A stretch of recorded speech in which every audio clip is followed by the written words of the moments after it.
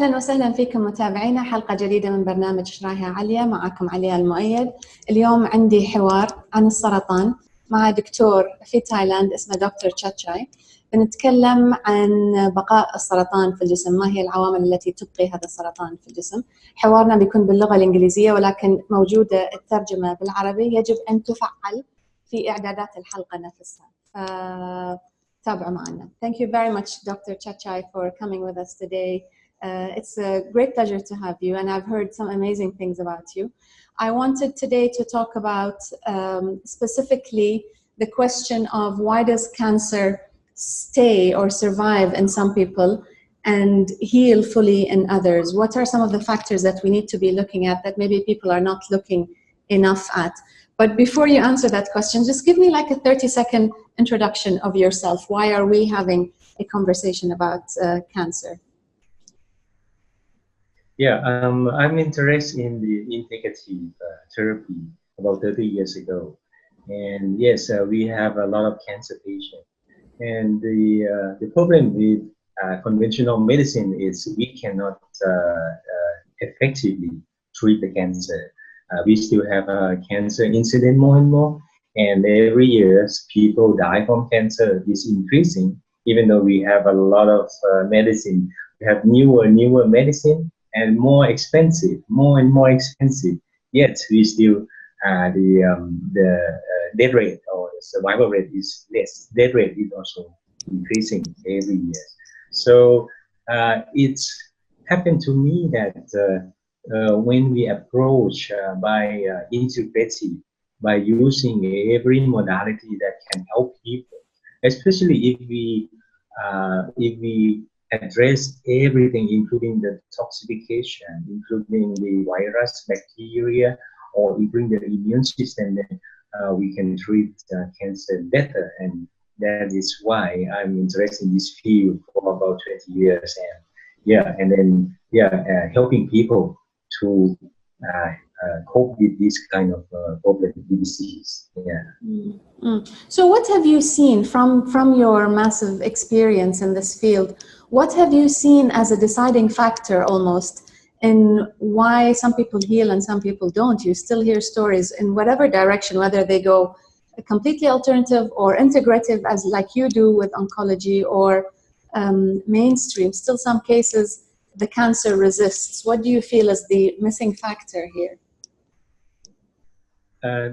Usually the mainstream cancer treatment, they try to eliminate the cancer, but they ignore any others, especially, for example, the toxin that accumulate in the body, or the virus or bacteria or pathogen that still exists in the body. And they seem to a little bit ignore on the status of the immune system. So in some patients, they can heal from cancer because the cancer is not yet spread to others organs, and surgery can remove everything. And maybe the patient is also lucky because the immune system is still intact. But for those that the immune system is already destroyed, then the cancer will come back, even though the early diagnosis or early treatment. But if we don't change our whole system, our whole body, then the cancer can come back. So I think the missing is the most important thing. Is the two things that missing. Is the first one is the toxin and detoxification, and the second is the immune system. Yeah. And with your immunotherapies, I know you do a lot of added therapies like curcumin and vitamin C. You boost the immune system. Do these therapies work if the person doesn't change their diet and doesn't change their lifestyle? Because there's a lot of things that break down the immune system that have led maybe to the place that where they're at. So do you find that it's effective that you treat them by boosting the immune system while they're still having the immune destructive habits, let's say, in their lifestyle? Yeah, even though they are having some like lifestyle or toxin that they accumulate every day. But once we introduce the immunotherapy, then the immune system, we have the marker that show that the immune system, they help boosting the immune system. For example, I have some patient who does not have cancer, but we detect their immune system by the natural killer cell activity test. This test is very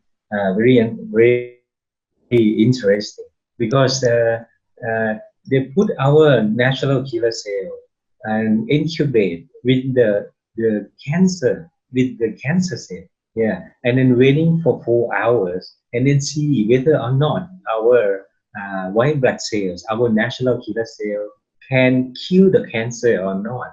And if, yeah, I saw many patients that the cancer cells survive and not a single cancer cells die because their immune system is very low.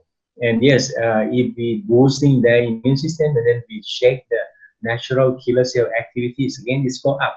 So yeah, so I think now we have something that we can measure the effectiveness of the therapy. Yeah, so it is very helpful because we can measure the status of the immune system before and then after the intervention. So how do you make a decision? Because I know you have a lot of immunotherapies. How, when a person comes to you, a cancer patient comes to you, how do you base your decision in terms of where do you start? Do you start with the least expensive, or do you start with the most effective, most expensive? Does the price correlate with the effectiveness? I'm curious how you would analyze a case and whether you would implement all the immunotherapies on everybody. How do you make? I want to know how you think. Okay, if the patient, for example, if we have the cancer, we have a lot of cancer treatment program that need to be start in the same time, especially the treatment that can remove the cancer cell. So for the immune system, we see it as a part of the therapy and the very important part. So usually in general, if the patient can do everything, I mean, if the budget is not limited, then we do, we do everything. We do natural killer cells, we do cancer vaccine. Yeah, some is costly. But for those that we need to manage the budget, then for example, we can have a couple of immunotherapy that can help. For example, we can do like the cancer vaccine, which is not so costly, and we can use the ozone.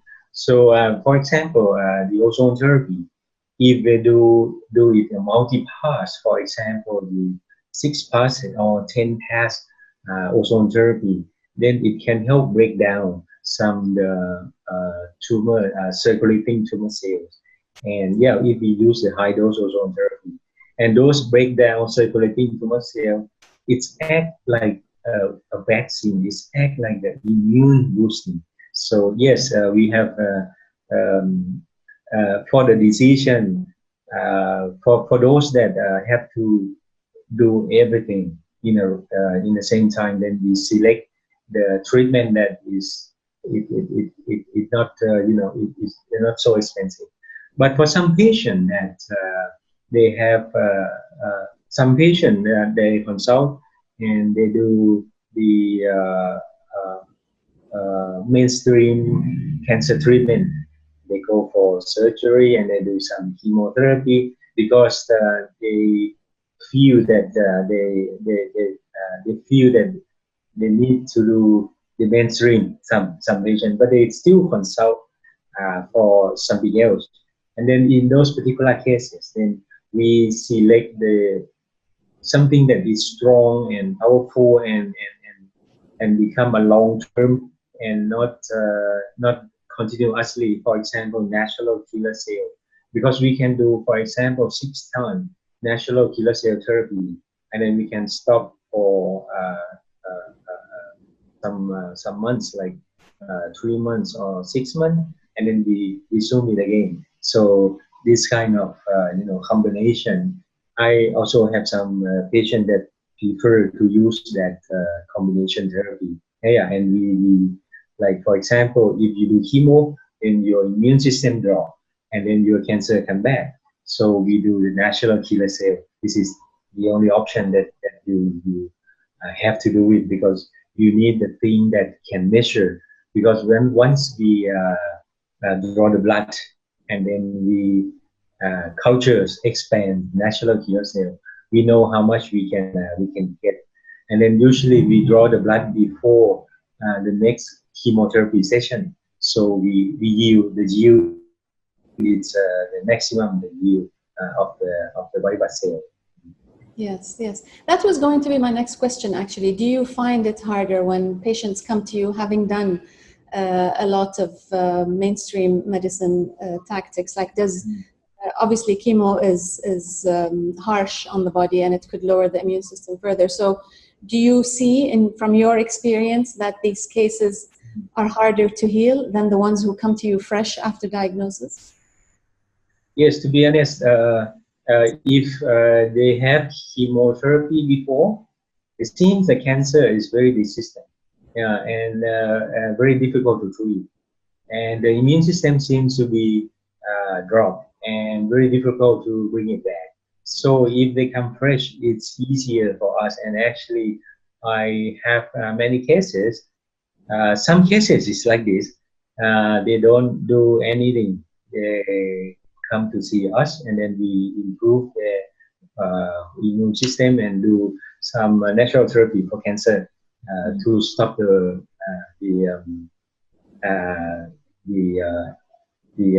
tumor activity.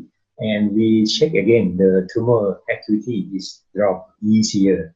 But for those that have chemotherapy before, it seems that it's much harder that before we can stop their activities. So it seems that the immune drop, and cancer seems to build some resistance after they get the chemo. So cancer, I think it's really intelligent and really adaptive.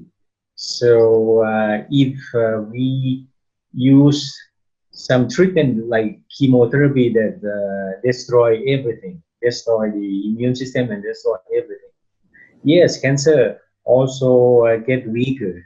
But because our body also weak, then cancer only minimum adaptation, they can survive. But for those that we use the natural therapy, it seems that we can maintain very good immune system. And cancer also weak because of the natural therapy.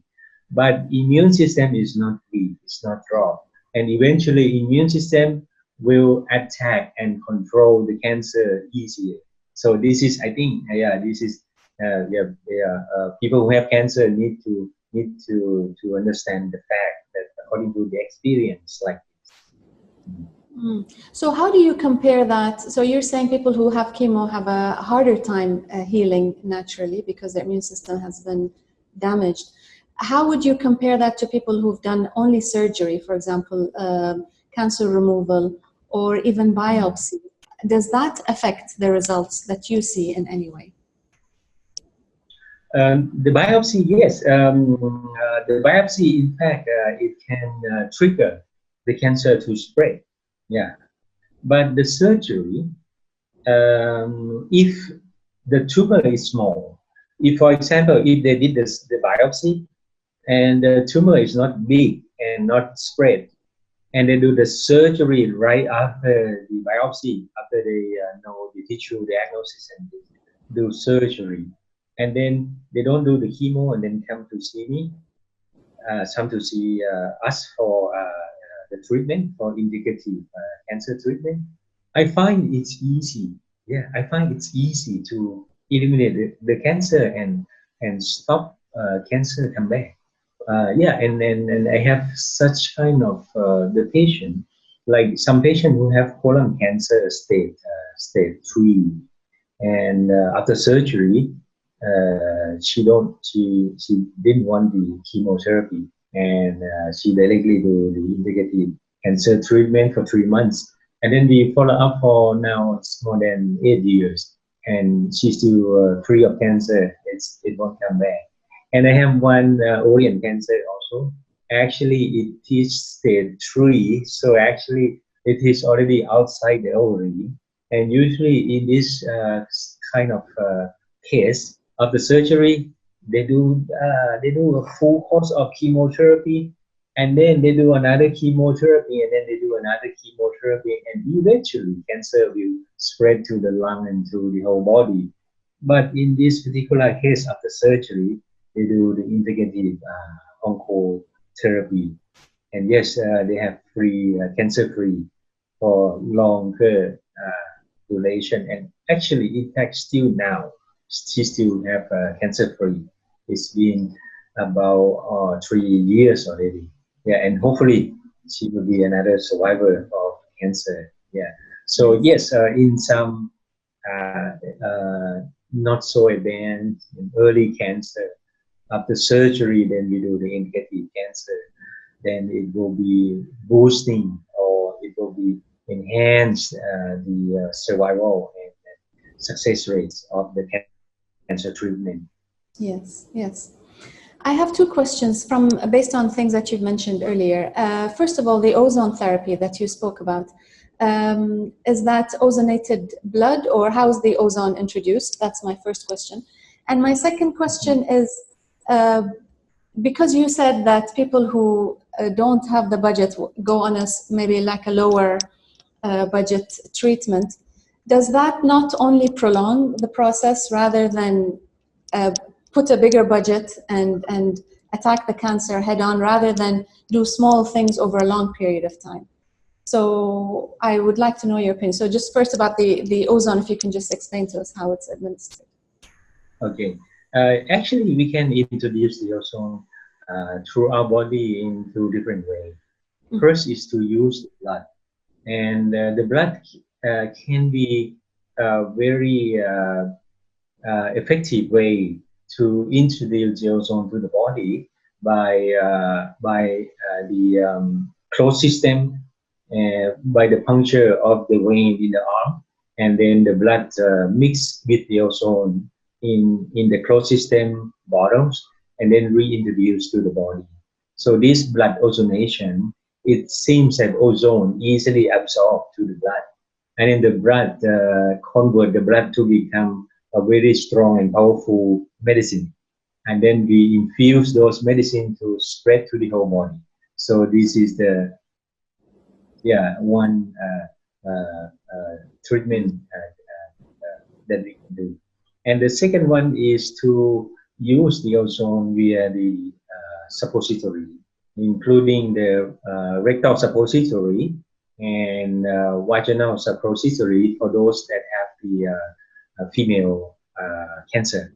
For rectal suppository, actually, it's good in all. It's good in not only intestinal cancer, but also very good in other cancer like lung cancer and liver cancer, because your intestine, they have a lot of blood supply in the rectum, and the ozone can diffuse and go directly to those blood supply and channel to the liver first, and then go to the heart and then to the whole body. Yeah, so actually, usually we do both. We do the intravenous ozone and suppository ozone, except for some patient that we cannot do suppository, like people who have really large hemorrhoid, or people who have rectum cancer, so we cannot use it. Otherwise, we risk the bleeding. Yes, yes. And from your experience, my second question, do you feel that that doesn't just take longer and over the long term end up costing them more or less the same doing the smaller therapies rather than going head on initially?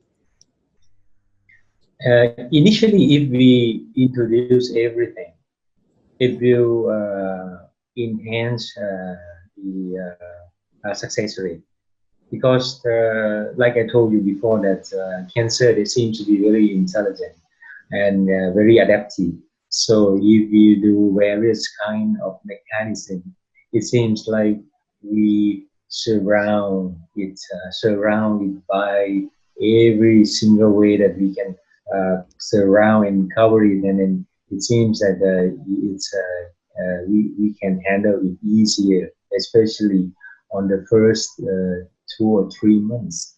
If we can do everything at the same time, and then if we can make them down, make them weak, then we can monitor by the scan that if the tumor seems to be less activities, then we can reduce the treatment and boosting the immune system, and seems that we can control it in the long term.